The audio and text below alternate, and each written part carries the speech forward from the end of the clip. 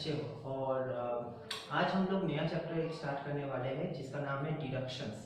Tax में, direct tax में हम लोग का सबसे इम्पोर्टेंट चैप्टर है। इम्पोर्टेंट इसलिए है क्योंकि ये एक चैप्टर हर चैप्टर के साथ रिलेट रहेगा। हर चैप्टर मतलब ईच एंड एवरी, जैसे कि सैलरी, हाउस प्रॉपर्टी, पीजीबीपी, आपका professions, capital gain, other source, सब ईच एंड एवरी चैप्टर में। इवन के टोटल इनकम जब भी हम लोग कंप्यूट करने जाएंगे तो ये चैप्टर का आवश्यक बहुत ज़्यादा रहेगा, यानी कि बहुत ज़्यादा इंपॉर्टेंस है, ठीक है ना। सो ये चैप्टर अपने आप में एक बहुत बड़ा रोल प्ले करता है ईच एंड एवरी चैप्टर के साथ। ओके सो डिडक्शंस का अब मतलब क्या है? डिडक्शंस का मतलब होता है जैसे कि डिडक्शंस अगर हम लोग मैथ्स के हिसाब से अगर चले तो उसका मतलब है माइनस कर देना, यानी कि लेस कर देना, हटा देना। सो यहाँ पर भी सेम मीनिंग है, माइनस कर देना, हटा देना, मगर किससे? टोटल इनकम से। सर टोटल इनकम मतलब भाई पांचों इनकम को ऐड कर लो, यानी कि salary, house property, PGBP, capital gain, other source, ये पांचों को ऐड कर लो और जो तुम्हारा टोटल इनकम बनता है वो टोटल इनकम से कुछ हद तक, कुछ अमाउंट, कुछ परसेंटेज छूट मिलेगा, ठीक है। तो ये चैप्टर हम लोग को ये सिखाता है। से इस चैप्टर में कंटेंट क्या है? कंटेंट है 80C to 80U, यानी कि ऑलमोस्ट बहुत सारा 80C to 80U काउंट कर सकते हो कि क्या क्या हो सकता है। मगर इसमें हम लोग का कुछ स्पेसिफिक चैप्टर भी है, जैसे कि मतलब स्पेसिफिक सेक्शन भी है। हम लोग को सब कुछ नहीं पढ़ने होगा, तो क्या क्या पढ़ना पड़ेगा सर? पढ़ना पड़ेगा हम लोग को 80C, 80CCC, 80CCD, 80D, 80DD, 80DDD,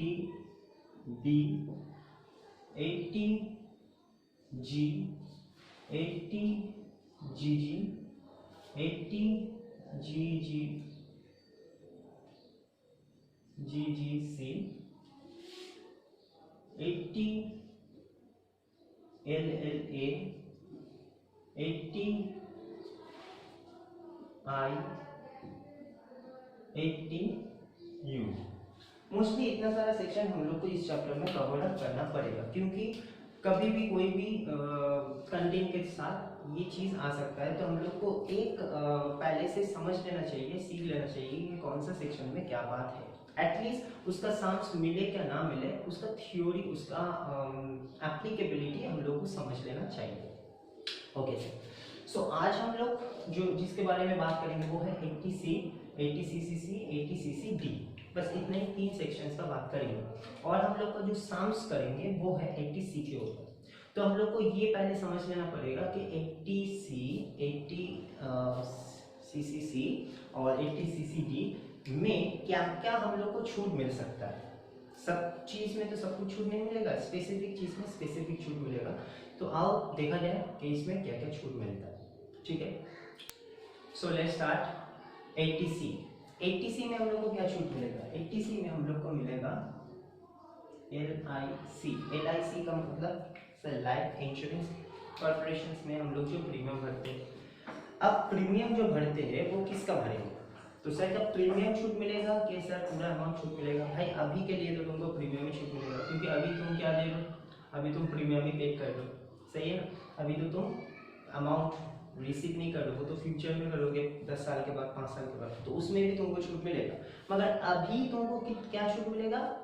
amount of premium. दूसरी बात है कि LIC किस किस का हम कर सकते हैं? भाई मेरा अपना कर सकते हैं, जिसको हम लोग ओन बोलते हैं। मेरा वाइफ का करा सकते हैं, अगर मेरा वाइफ है तो। मेरा बच्चे के ऊपर भी करा सकते हैं, लड़का लड़की कोई भी, किसी का। पापा के ऊपर कर सकते हैं, मम्मी के ऊपर कर सकते हैं, भाई के ऊपर कर सकते हैं, जो भाई मेरा डिपेंडेंट है, मतलब मेरे ऊपर हम इनकम करते हैं पूरा घर में, और मेरा भाई मेरे इनकम के ऊपर डिपेंडेंट है, यानी कि जिसको हम लोग बोल सकते हैं डिपेंडेंट ऑन ब्रदर। तो ये सब का हम प्रीमियम करा सकते हैं, क्योंकि अभी प्रीमियम कराना बहुत जाहिर सी बात है, बहुत इंपॉर्टेंट है। मगर इनकम टैक्स क्या बोल रहा है? इनकम टैक्स बोल रहा है भाई तुम किसी का भी कर सकते हो, इवन के तुम तुम्हारा नेबर, तुम्हारा पड़ोसी का भी तुम कर सकते हो, वो तुम्हारे ऊपर डिपेंड करता है। मगर हम जो तुमको छूट देंगे 80C में, वो 3 बंदे का छूट देंगे। क्या क्या 3 बंदा? पहला ओन, यानी कि खुद का, अगर लाइफ इंश्योरेंस प्रीमियम हम पे कर रहे तो मेरा छूट मिलेगा। स्पाउस, स्पाउस का मतलब सर क्या? स्पाउस का मतलब होता है जैसे कि मेरे हिसाब से मेरा वाइफ, वो मेरा स्पाउस है, और वाइफ के हिसाब से हस्बैंड उसका स्पाउस है, यानी कि हस्बैंड के हिसाब से वाइफ और वाइफ के हिसाब से हस्बैंड, दैट इज द, उसको बोला जाता है क्या? स्पाउस। अब देखो यहाँ पर अगर हम वाइफ लिखाएंगे तो तुम लोग को दिमाग में क्या बैठेगा कि वाइफ को ही छूट मिलता है, मगर वाइफ भी तो हस्बैंड का नाम का एलआईसी करा सकता है, तो हस्बैंड को भी हस्बैंड का प्रीमियम भी वाइफ को छूट मिलेगा, सही है ना? सो ऑब्वियस का बात है कि यहाँ पर हस्बैंड वाइफ वर्ड को यूज मत करना। स्पाउस, स्पाउस का मतलब होता है हस्बैंड के हिसाब से वाइफ, वाइफ के हिसाब से हस्बैंड। आई होप समझ गए। तीसरा कौन? तीसरा है चिल्ड्रन। ठीक है, यहाँ पर कोई स्पेसिफिक बात नहीं है कि चिल्ड्रन 1 होगा 2 होगा, कोई बात नहीं है, यहाँ पर कोई बात नहीं बोला है। मगर पापा का, मम्मी का, यानी कि फादर मदर का जो लाइफ इंश्योरेंस करा है, डिपेंडेंट ब्रदर का जो करा है, पड़ोसी का, अगर फॉर एग्जांपल तुम लोग पड़ोसी का भी करते हो तो क्या छूट मिलेगा? नहीं सर, पापा का भी छूट नहीं मिलेगा, पापा तो मेरा है, पापा का भी छूट मिलेगा। मगर पापा, जैसे कि तुम लोग सोचो, जैसे कि हम, मेरा चिल्ड्रन का करा रहे, मेरा चिल्ड्रन का भी इनकम नहीं करता, तो मेरा चिल्ड्रन को हम करा रहे, तो मेरा चिल्ड्रन का इंश्योरेंस प्रीमियम मेरा इनकम से डिडक्टेबल होगा अंडर सेक्शन 80C में। तो मेरा पापा अगर मेरा इंश्योरेंस कराया है, मेरा पापा मेरा इंश्योरेंस कराया है, तो मेरा पापा का इनकम से वो प्रीमियम छूट मिलेगा जो मेरा नाम से कराया है। मगर बेटा अगर पापा का मम्मी का कराता है तो वो बेटा का इनकम से छूट नहीं दिया जाता। बात समझ में? दूसरा बात में 2 नंबर पॉइंट क्या बोल रहा है? अगर हम लोग पब्लिक प्रोविडेंट फंड, जिसको हम लोग पीपीएफ बोलते हैं, रिकॉग्नाइज प्रोविडेंट फंड आरपीएफ बोलते हैं, सुपर एन्युएशन प्रोविडेंट फंड जिसको एसएपीएफ बोलते हैं, public provident fund, superannuation provident fund and recognise provident fund, अगर इसमें हम लोग कंट्रीब्यूट करते हैं, कंट्रीब्यूटेड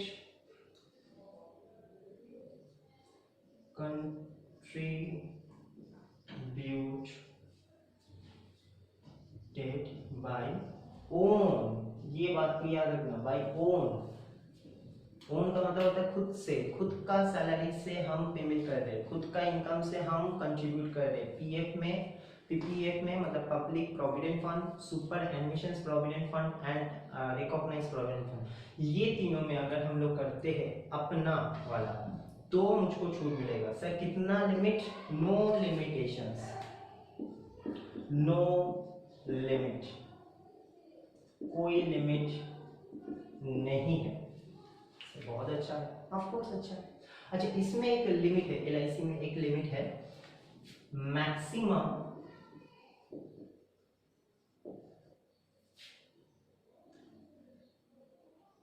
10% ऑफ पॉलिसी और प्रीमियम whichever is लोअर। जो हम लोग एलआईसी देंगे, फॉर एग्जांपल एलआईसी का प्रीमियम है, हम प्रीमियम देते हैं 5000, प्रीमियम देते हैं 5000, मेरा वाइफ का और मेरा चिल्ड्रन का, तीनों मिलके 5000, क्या एक का ही देते हैं 5000। अब इसका पॉलिसी वैल्यू है मान लो कि 1 लाख। पॉलिसी वैल्यू मतलब होता है जो हमको मिलेगा, जो हम रिसीव करेंगे इन फ्यूचर 5 साल 10 साल के बाद।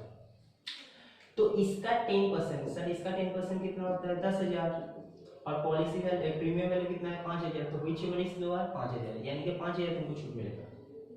सर अगर ये 40,000 होता तो मान लो कि 5,000 करके प्रीमियम हम देते हैं 5,000 करके प्रीमियम हम देते हैं, मगर 40,000 हमको पॉलिसी मिलेगा, यानी कि बाद में जो रिसीप्ट होगा फ्यूचर वैल्यू वो हो रहा है 40,000 है। तो 40,000 का 10% कितना होगा?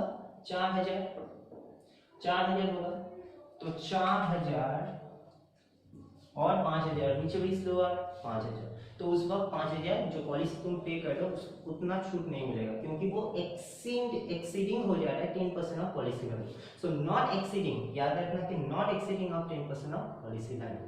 जितना तुमको पॉलिसी वैल्यू दे रहे हो और सॉरी जो जितना तुम प्रीमियम वैल्यू दे रहे हो और जो पॉलिसी वैल्यू है तुमको मिलने वाला है उसका 10%, पॉलिसी वैल्यू का 10% on premium value whichever is lower will be deducted under section 80C.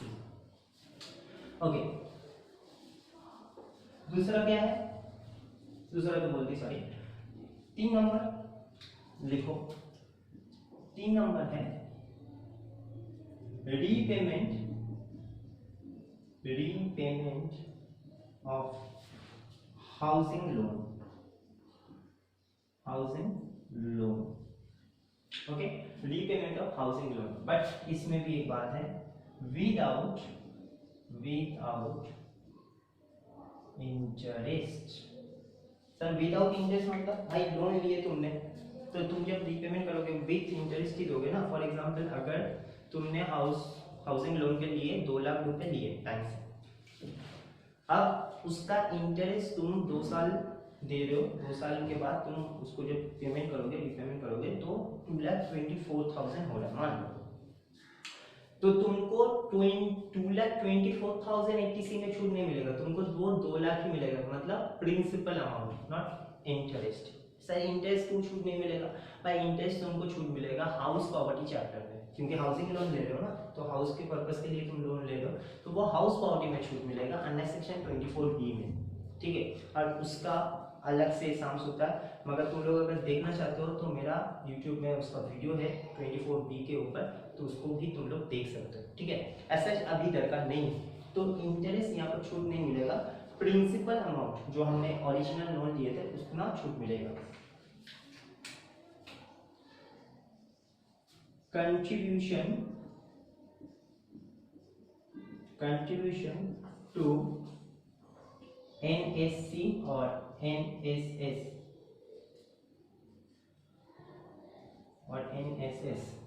But ये होना चाहिए 8 और 9 इशू, ठीक है। यानी कि contribution to national saving certificate में अगर तुम लोग कंट्रीब्यूट कर रहे हो तो छूट मिलेगा। अगर नेशनल सेविंग स्कीम NSS, अगर NSS में तुम कंट्रीब्यूट कर रहे हो तो भी तुमको छूट मिलेगा। मगर ये 2 फॉर्म जो फॉर्म फिलअप करके तुम लोग को सबमिट करना पड़ता है वो फॉर्म होना चाहिए 8 इशू और 9 इशू। अगर 8 इशू और 9 इशू है तभी जाके, मतलब फॉर्म का जो नाम होता है तभी जाके तुमको ATC छूट देगा, अदरवाइज नहीं देगा। 5 नंबर इंटरेस्ट ऑन NSC और NSS।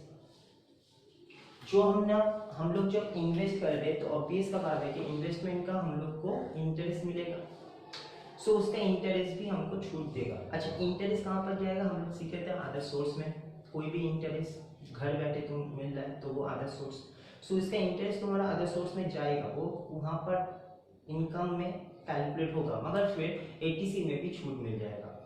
Got it? ओके। दूसरी बात है कि इसमें भी एक बात है, up to 5th year interest, यानी कि मान लो कि तुम NSC 10 साल के लिए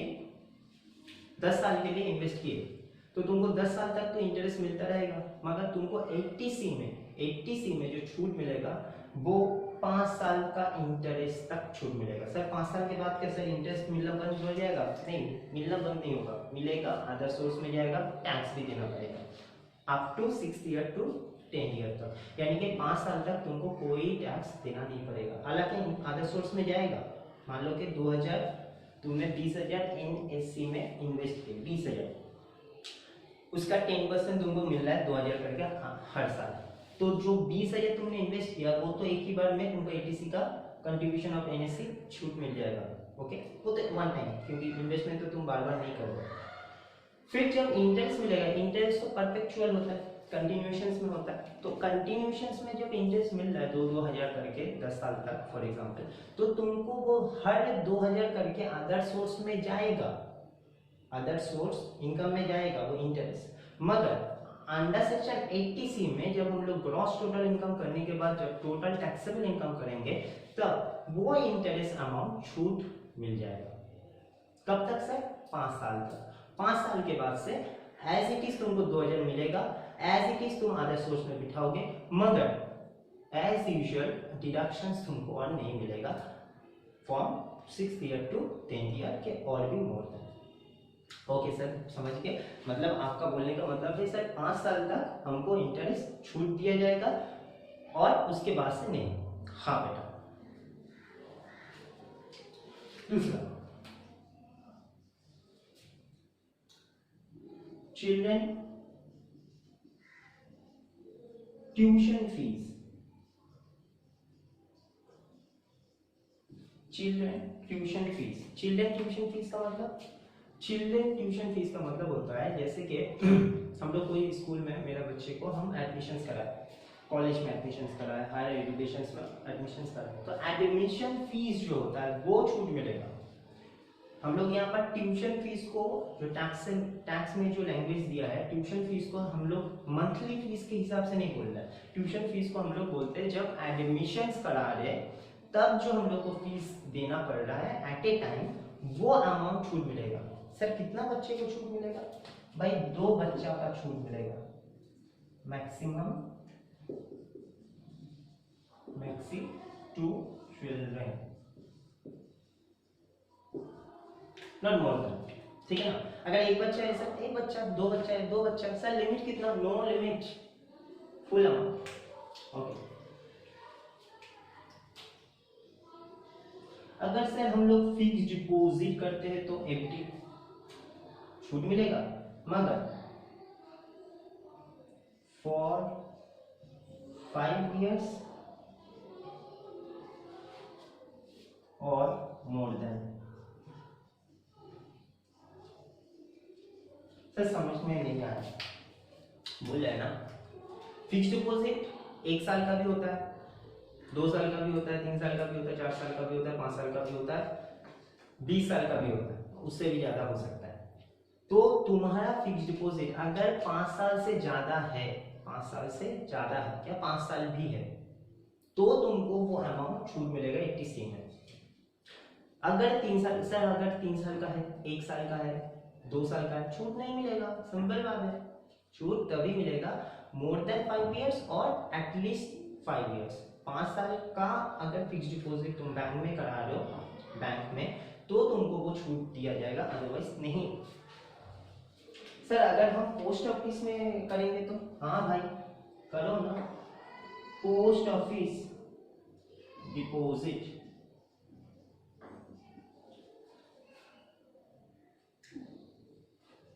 एफडी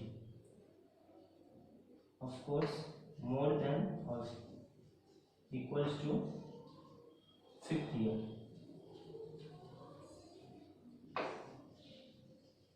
ओके, यहाँ पर भी बात सेम ही है कि 5 साल तक तुमको रखना है कि 5 साल के बाद तक रखना है, तभी जाके पोस्ट ऑफिस का भी तुमको छूट मिल जाएगा।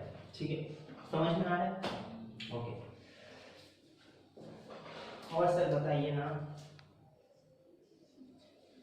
इंफ्रास्ट्रक्चर,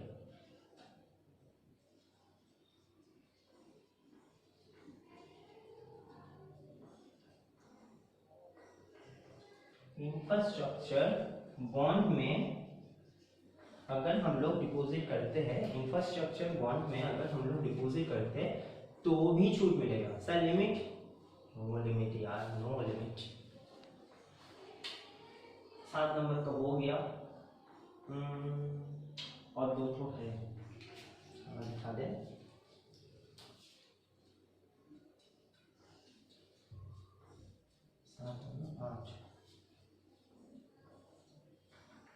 कंट्रीब्यूशन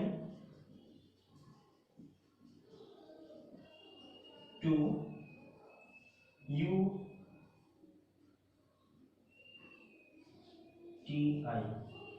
अगर यूटीआई में, यूटीआई मतलब होता है यूनिट ट्रस्ट ऑफ इंडिया, अगर यूनिट ट्रस्ट ऑफ इंडिया में भी तुम इन्वेस्ट कर दो, डिपॉजिट कर दो, तो भी तुमको छूट दिया जाएगा। Okay, and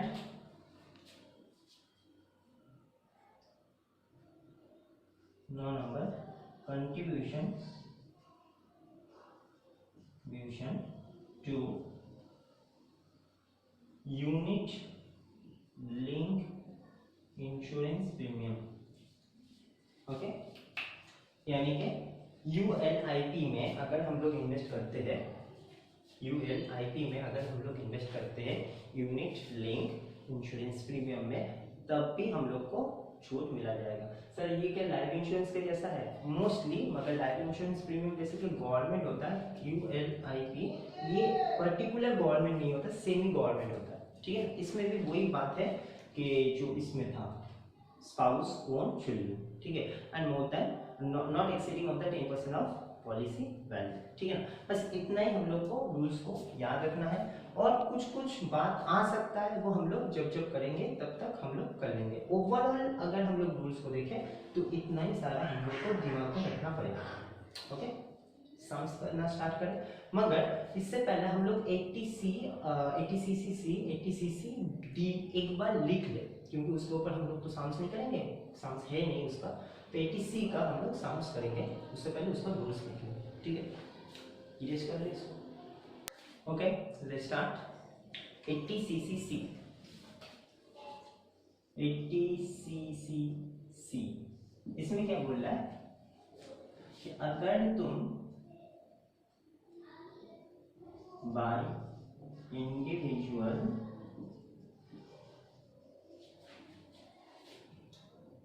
contributed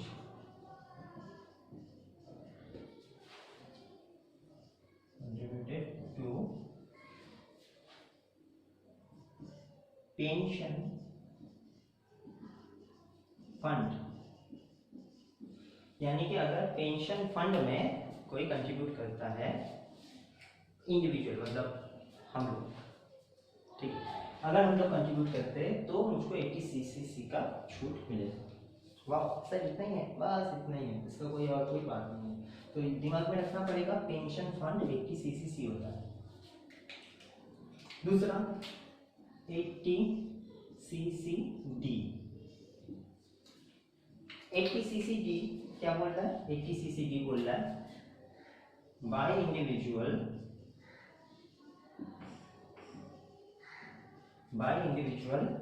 contributed to notified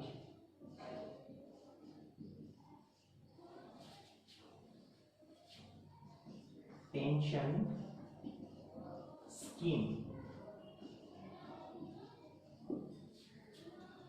अब दूसरी बात है कि नोटिफाइड का मतलब क्या है?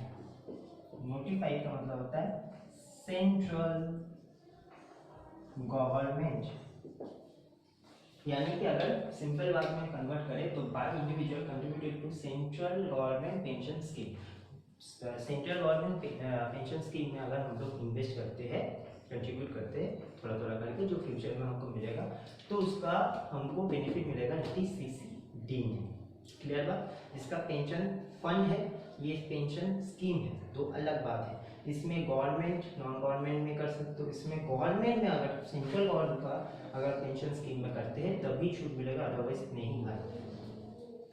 अब दूसरी बात और बहुत इंपॉर्टेंट बात है, ये जो हम लोग 80cc किए, 80cc और 80cc-D हम लोग अभी पढ़े, ये तीनों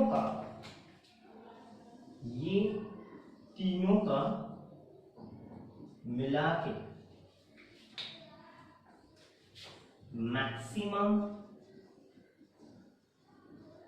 लिमिट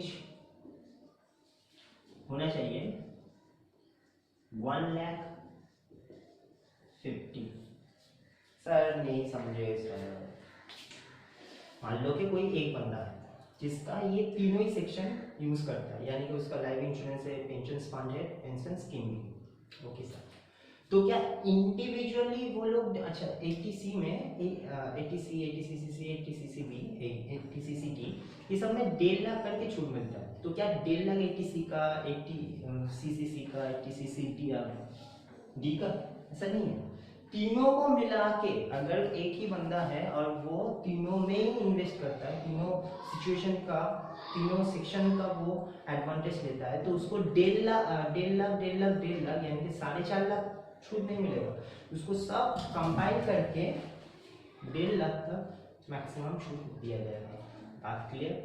ओके, यानी कि अगर सर कोई 80C स्विप करता है तो 1.5 लाख, अगर सर 80CCC सिर्फ करता है तो उसका 80C नहीं है तो भाई 1.5 लाख, अगर सर 80CCD करता है तो भी 1.5 लाख, सर तीनों करता है तो तीनों मिला के भी 1.5 लाख।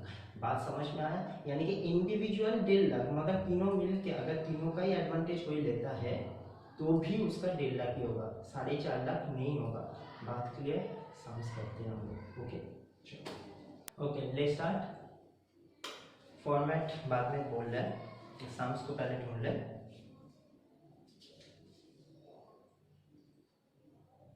चलो, पेज नंबर है 173, page number 173, sums number 1।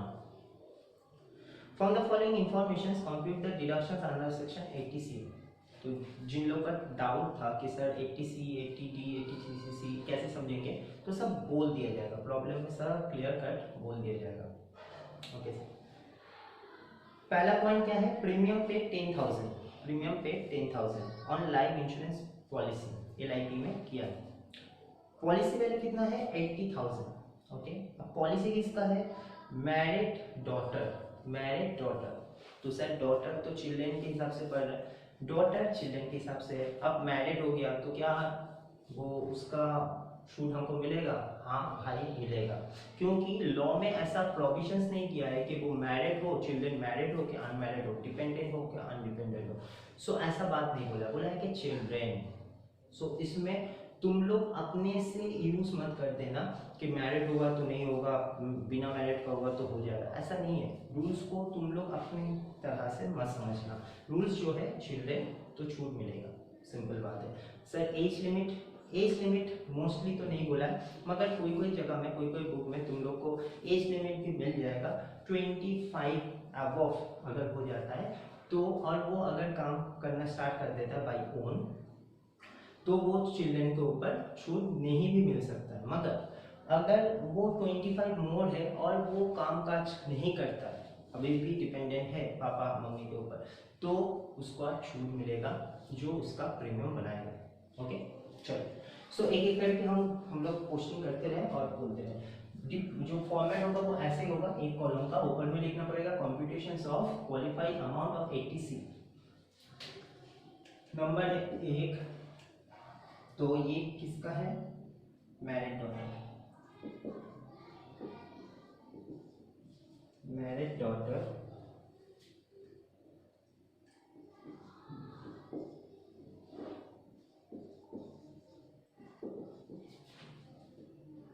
LIP। अब देखो यहाँ पर प्रीमियम कितना है? 10,000, पॉलिसी वैल्यू कितना है? 80,000। 80,000 का 10% कितना होता है सर? 8,000। प्रीमियम कितना भरना है सर? 10,000। तो विच ऑफ दिस लोअर? 8,000। यानी कि यहाँ पर लिखना पड़ेगा not exceeding 10% of policy value. Okay, यानी कि हम पहला सवाल है तो दिखा दे रहे हैं 80,000 into 10% equals to 8,000 and premium जो है वो है 10,000। Now whichever is lower, यानी कि 8,000। बात क्लियर? दूसरा में क्या है देखो, premium paid 4,000 out of agriculture income. Out of agriculture income है कि चोरी करके लाया है, डजंट मैटर, कि इनकम सोर्स क्या है और वो पैसा इंश्योरेंस प्रीमियम में लगा रहे हैं, that is not important. Important है लाइफ इंश्योरेंस करा रहे हैं और ओन स्पाउस और चिल्ड्रन का करा रहे हैं। तो LIC प्रीमियम कितना है 30,000, और किसका है देख लो, लाइफ ऑफ वाइफ, तो मिलेगा उसको। और यहाँ पर भी देख लो policy value is 30,000, 30,000 10% is 3, premium value is 4, which is lower 3, तो 3 मिलेगा उसको छूट। LIP ऑफ वाइफ not exceeding 10% of policy value, okay okay. So यहाँ पर भी 3,000 आएगा, चेक कर लेना, 30,000 into 10% and 4,000 which is your contribution to public provident fund, contribution to PPF, public provident fund, no limitations ना, 22,000। ग्रुप इंश्योरेंस प्रीमियम, ग्रुप मतलब papa mummy, देखो life of daughter, life of wife, ये तो हो गया, फिर ग्रुप बोल रहा मतलब पापा मम्मी सब लोग मिला के। तो ऑब्वियसली यहाँ पर तो हम लोग पापा का अलग नहीं, मम्मी का अलग नहीं कर सकते क्योंकि अमाउंट नहीं दिया है। तो हम लोग को यहाँ पर क्या एज्यूम करना पड़ेगा, सिंस यहाँ पर पापा है तो छूट नहीं मिलेगा। ग्रुप LIP ब्रैकेट में assume including life of mother and father, okay. So लिखना तो पड़ेगा, लिखने के बाद नहीं, उसके बाद क्या है, लोन इंस्टॉलमेंट रीपेड, यानी कि हाउसिंग लोन रीपेड कर रहा है टू LIC, लोन लिया था LIC कंपनी से, डजंट मैटर कहाँ से ले रहा है। The loan was taken on in 2010 to purchase a flat, house property के लिए, the own residential purposes, okay. मगर यहाँ पर देखो कोई इंटरेस्ट का बात नहीं बोला है, तो हम लोग क्या बोल रहे थे कि हाउसिंग रीपेमेंट ऑफ लोन अगर होगा तो उसमें हम लोग को इंटरेस्ट छोड़ के प्रिंसिपल अमाउंट मिलेगा छूट। तो यहाँ पर तो इंटरेस्ट बोला ही नहीं है, यहाँ पर लिखेंगे क्या, रीपेमेंट टू हाउसिंग लोन, बस इतना ही बोलेंगे, इतना ही लिखेंगे। लिखने के बाद 15,000 पूरा छूट।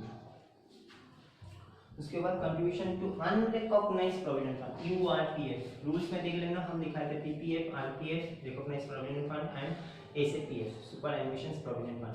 URPF नहीं लिखाए थे, रिकॉग्नाइज्ड प्रोविडेंट फंड, और एक होता है अनरिकॉग्नाइज्ड प्रोविडेंट फंड। तो रिकॉग्नाइज्ड प्रोविडेंट फंड ATC में तुमको छूट देगा, मगर अनरिकॉग्नाइज्ड प्रोविडेंट फंड छूट नहीं देगा, ओके सर। तो लिखना तो पड़ेगा कंट्रीब्यूशन टू URPF नील, कितना भी अमाउंट है doesn't matter, direct nil, okay.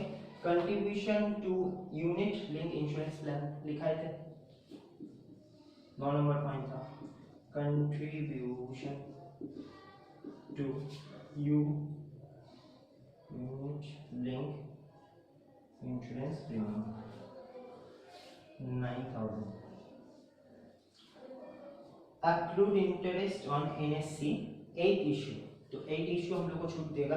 और यहाँ पर भी मेंशन नहीं किया है कि 6 ईयर का है कि 5 ईयर का है, मेंशन नहीं किया है, तो पूरा 2,400 छूट मिल जाएगा, यानी कि इंटरेस्ट ऑन NSC 2,400 हो गया। अब इसको ऐड करना है खाली, 22 8 30 30 35 45 48 50 59,400, सो 59,400 हो रहा है। क्या ये अमाउंट 1.5 लाख से ज़्यादा हो रहा है? नो सर, तो ये मेरा क्वालिफाई अमाउंट होगा, क्वालिफाई अमाउंट। और सर अगर 1.5 लाख से ज़्यादा हो जाता, फॉर एग्जाम्पल 1,10,000 हो जाता तो भाई सॉरी 1,60,000 हो जाता तो 1.5 लाख तक ही छूट मिलेगा।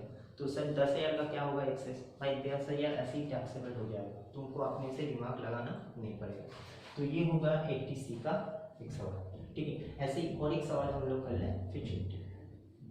Okay next sums the following information, next sums का नंबर है 2 और पेज नंबर सेमी है 173।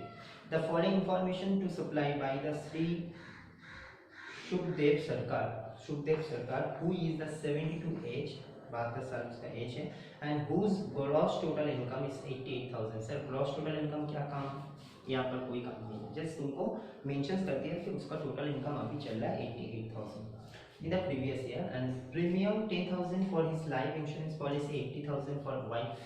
तो यहाँ पर देख सकते हो कि फिर से वही काम है, 80,000 का 10% 8,000 और premium value is 10,000 which is 8।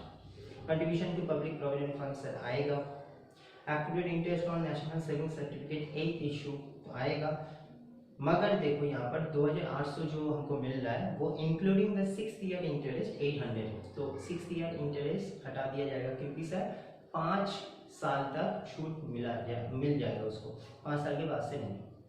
तो 6th ईयर इंटरेस्ट इंक्लूड है तो वो ऐसा ही कर देंगे। Repayment of housing loan, housing development finance corporation यानी कि HDFC बैंक से वो लोग लोन लिया था, taken purchase for the flat 15,000 including the interest 6,000 4,000, तो 4,000 माइनस हो जाएगा। Deposit 5,000 national saving scheme NSS तो आएगा, और लास्ट में दिया है कि ग्रॉस टैक्सेबल पेएबल 9,000। सर कोई काम का नहीं है, tax payable gross total income कोई काम का नहीं होता है। आओ लिख सो 2 नंबर सवाल, LIP ऑफ वाइफ not exceeding 10% of policy value, so कितना 8,000 80,000 पॉलिसी है तो उसका 10% मैक्सिमम होगा मिनिमम का। Contribution to public provident fund PPF 20,000। accrued interest on NSC, accrued interest on NSC था क्या, NSC बट 2,800 6 साल तक इंटरेस्ट है, जिसमें से 6 साल का जो इंटरेस्ट है वो है 800, सो माइनस होके 2,000 आ जाएगा। रॉयल्टी बोल रहा है, repayment, so repayment of housing loan without interest, so 15,000 total loan का अमाउंट है, जिसमें से 4,000 उसका इंटरेस्ट है 11,000, क्योंकि इंटरेस्ट 24B में छूट मिलता है, हाउस प्रॉपर्टी में हम लोग देखेंगे। Deposit of the national saving, deposit to national saving scheme है ना, हाँ 5,000, नो लिमिटेशंस, स्टार्ट कर लो 30 46,000, तो ये इसका क्वालिफाइड अमाउंट है। बस क्योंकि ये मोर देन 1,50,000 नहीं है तो 1,50,000 से ज़्यादा नहीं है, तो जितना आ रहा है उतना ही हमको छूट मिल जाएगा। बस इतना ही साम्स था, ठीक है। और दूसरी बात है कि मुंह से एक निकल गया था रीपेमेंट की जगह में रॉयल्टी, तो सर अगर रॉयल्टी बुक्स होता है, रॉयल्टी किसी का भी होता है, तो सर क्या छूट मिलेगा, ऑफ कोर्स 80C में उसका छूट मिल जाएगा बाय डिफॉल्ट, मुंह से निकल ही गया था।